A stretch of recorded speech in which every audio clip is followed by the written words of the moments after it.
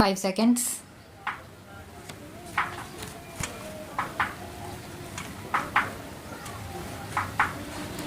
The foundation national integration at the individual level will thus be securely led if every citizen of India discovers India for himself or herself, if he develops a strong patriotic feeling, and if he continually strives to serve his country.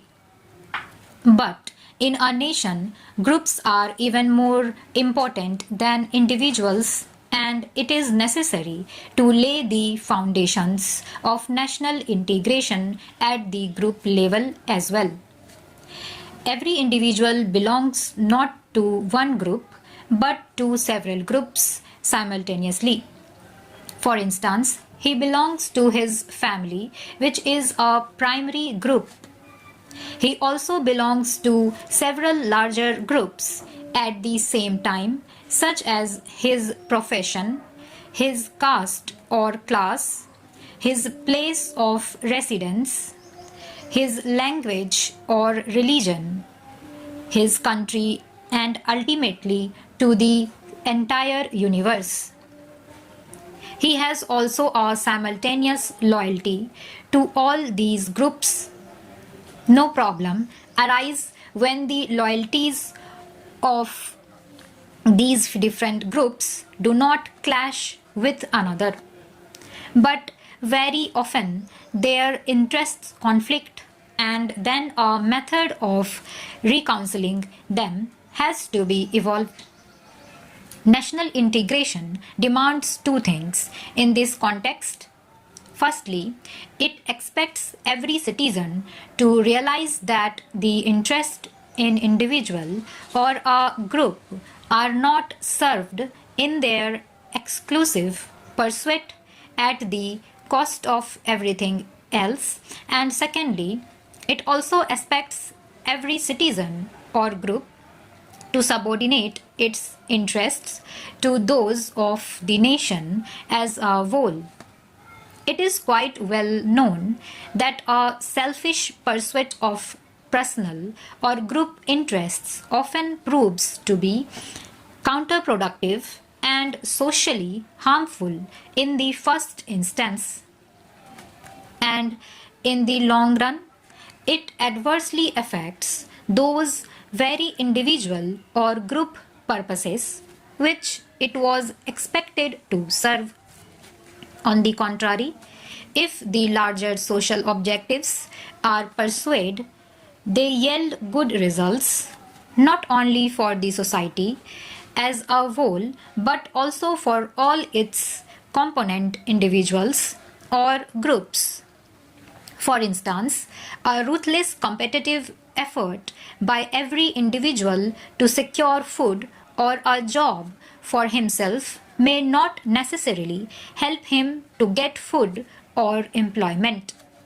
It will certainly not solve the social problems of hunger, malnutrition, or unemployment. But if all citizens and groups were to strive for abolition of hunger or unemployment in a concerted action, these social problems will easily be solved.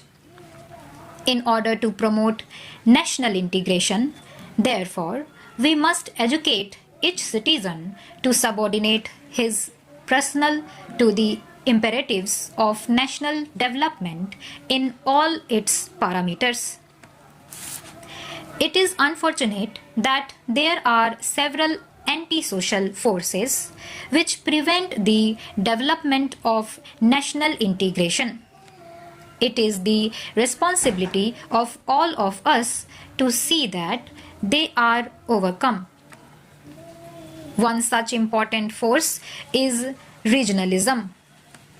While one understands a certain loyalty to the region and a certain healthy interest in its development, such loyalties and interests are often overdone and attempts are made to spread feelings of hostility against people of other regions or against the nation itself.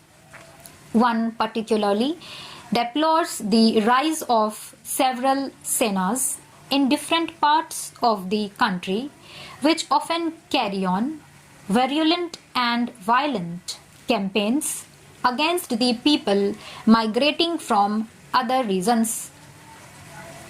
One can sympathize with the demand that the legitimate claims of the local people in regard to local employment should be given due consideration.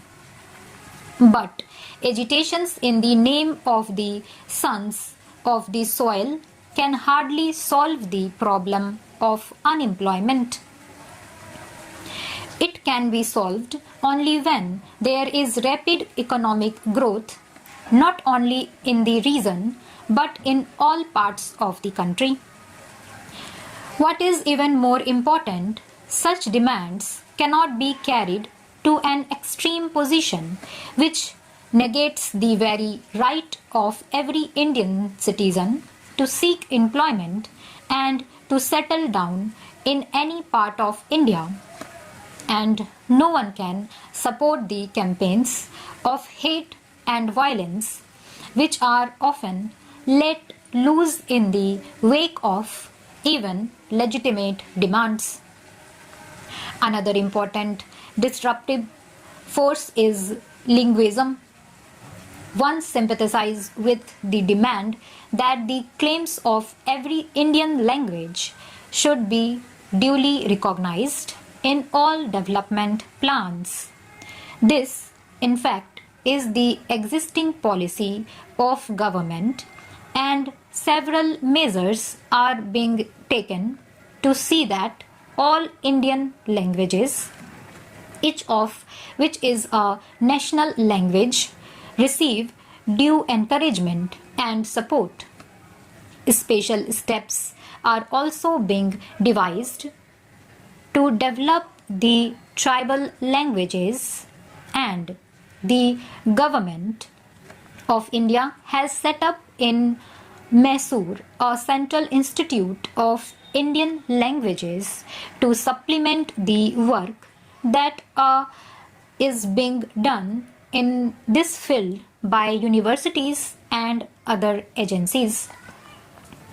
It is, however, necessary to recognize that in linguistically plural society like ours, individual language groups have to adjust themselves to certain national imperatives. We must cultivate English, and in addition, we must study other international languages also on an increasing scale. We must recognize that we do need a link language at the national level, and that this can only be Hindi.